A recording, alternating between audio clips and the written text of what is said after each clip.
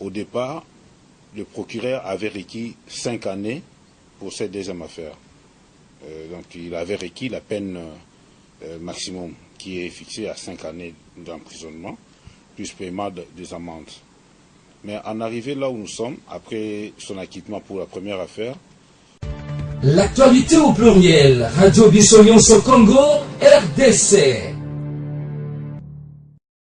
Vous informer, c'est notre devoir. Restez scotchés sur la radio Bissognon Congo, RDC.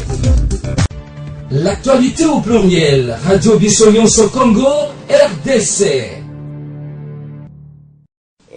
Et qu'aujourd'hui, qu'ils en arrivent à dire qu'il est condamné à 12 mois sans application des peines. Il faut bien apporter cette nuance-là, sans application des peines, plus un paiement de 300 000 € d'amende. Nous trouvons que ce n'est que justice et que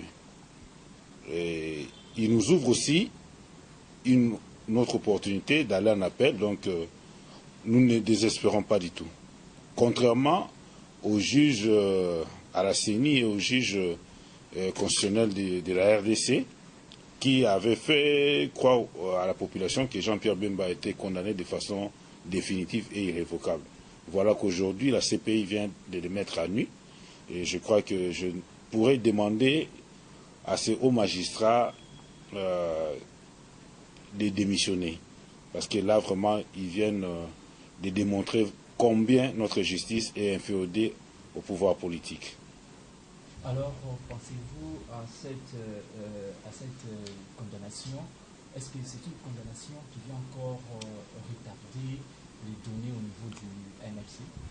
Non, pas du tout. Je vous dis, il est condamné à 12 mois sans application de peine et paiement d'une amende de 300 000 €. Mais ça laisse une ouverture et nous allons nous y greffer, nous allons aller en appel. Donc tant que l'appel est suspensif, au fait, pour tout jugement, l'appel est suspensif. Donc, jusqu'à ce jour, je peux dire que Jean-Pierre Bemba est innocent. Alors, il n'y a aucune condamnation définitive qui pèse sur lui, donc il est toujours sur la sellette.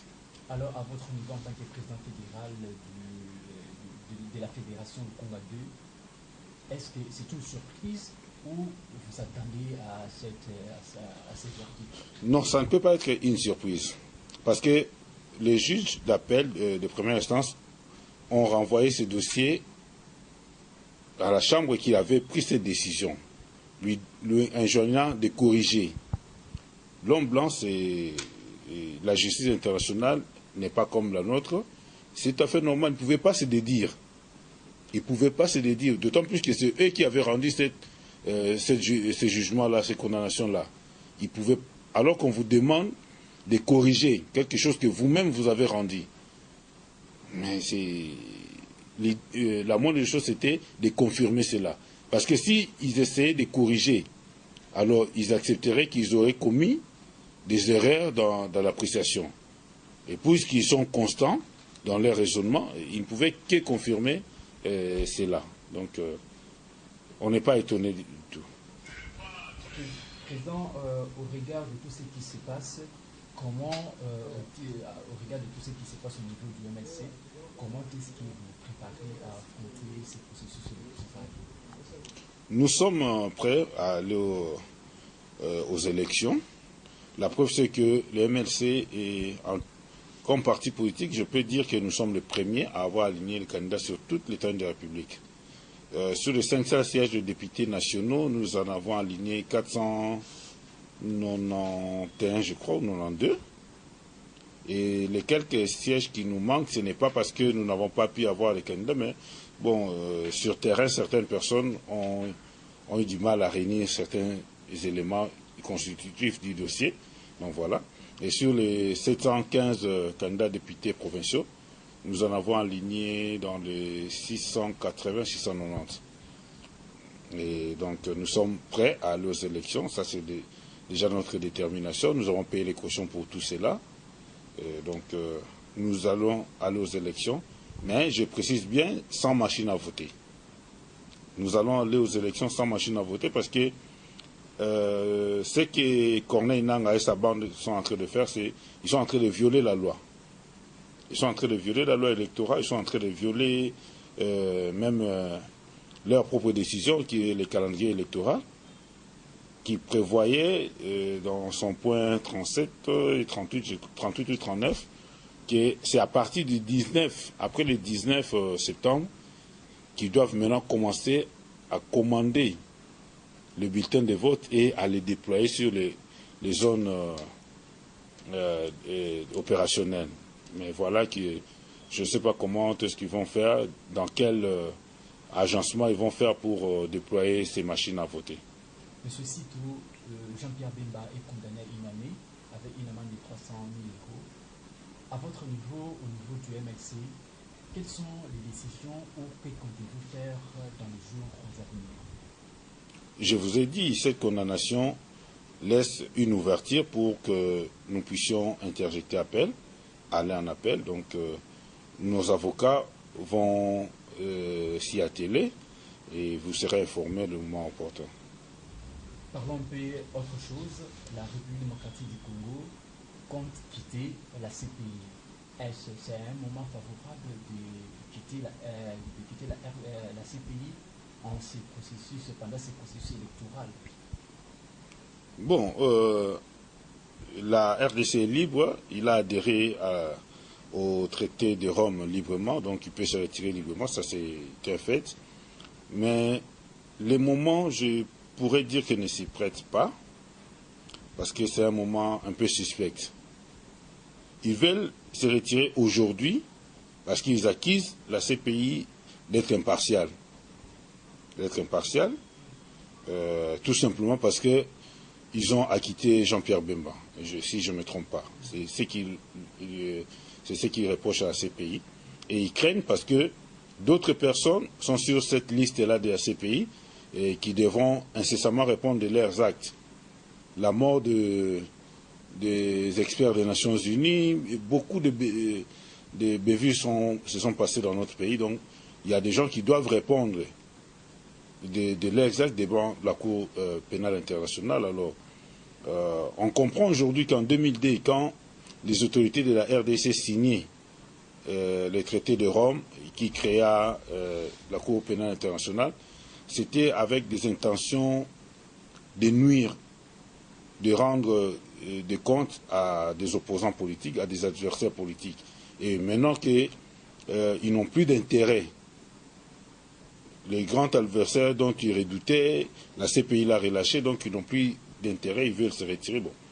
Et puis, ils ne doivent pas oublier que les traités internationaux, on ne se retire pas du jour au lendemain. Ce n'est pas que tu dors, ce n'est pas comme tu es dans ta maison, tu décides de sortir, tu ouvres la porte et puis tu pars. Non. Vous signez aujourd'hui que vous vous retirez, ça aura effet une année ou 2 années après. Donc même si on sortait aujourd'hui, ceux-là qui sont ciblés par la CPI, qui sont en RDC aujourd'hui, finiront par répondre de leurs actes devant la Cour pénale internationale. Et de deux, quand bien même nous ne serons plus partie État au traité de Rome. Mais le Soudan n'est pas un État au traité de Rome. Mais la CPI poursuit un de ses citoyens pour des crimes de guerre et des crimes contre l'humanité. Donc, quitter aujourd'hui ne les mettra pas à l'abri des poursuites de la CPI. Alors, Monsieur le Président, pour chuter avec vous, vous venez de déposer une plainte aujourd'hui. Est-ce que peut-on savoir de plus par rapport à cette plainte que vous venez de déposer au niveau de la Cour, la haute Cour militaire? Merci. Cette plainte que nous avons déposée ces jours par nos avocats, c'est auprès de l'auditeur militaire des garnisons, c'est que en date de lundi 10, exactement à 21h, il s'est passé une scène au niveau de notre permanence, la permanence de la Fédération de Lukungade à Delvaux. Un militaire bien identifié en tenue militaire de la garde républicaine, béret rouge, est arrivé devant notre siège. Il a saccagé le bureau, il a cassé notre drapeau, il a jeté dans dans les caniveaux et il a proféré des menaces de mort à notre endroit. Bon, on s'est senti en insécurité et voilà pourquoi nous sommes allés auprès des institutions compétentes pour que cela soit tiré au clair. Alors, Monsieur le Président, à quel niveau se trouvent ces dossiers présentement? Nous venons de déposer la plainte aujourd'hui même au niveau de l'auditeur militaire des garnisons. Donc nous attendons.